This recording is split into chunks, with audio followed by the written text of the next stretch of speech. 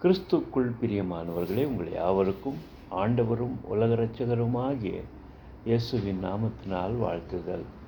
வேதத்தில் ஒரு வசனம் இப்படியா சொல்லப்படுகிறது: தன் பாவங்களை மறைக்கிறவன் வாழ்வடையவே மாட்டான், அதை அறிக்கை செய்து விட்டுவிடுகிறவனோ இரக்கம் பெறுவான் என்று சொல்லி வேதம் சொல்லுகிறது.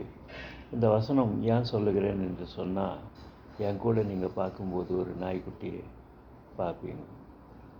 வேதம் சொல்லுகிறது, நாயானது தன் கக்கினதை மறுபடியும் சாப்பிடுகிறது போல என்று சொல்லி வேதம் சொல்லுகிறது.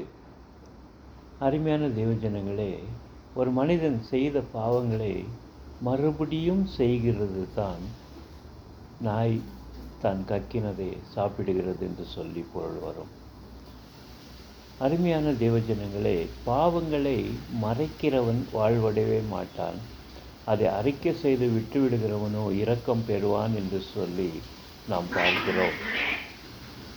அருமையான தேவஜனங்களே, நாயானது தன் கக்கினதை மறுபடியும் சாப்பிடுகிறது போல என்று சொன்னால், செய்த பாவத்தை தேவனிடத்தில் மன்னிப்பு கேட்டு பெற்றுக்கொண்டு மறுபடியும் செய்கிறது தான் நாய் கக்கினதை சாப்பிடுகிறது என்று சொல்லி பொருள் வரும்.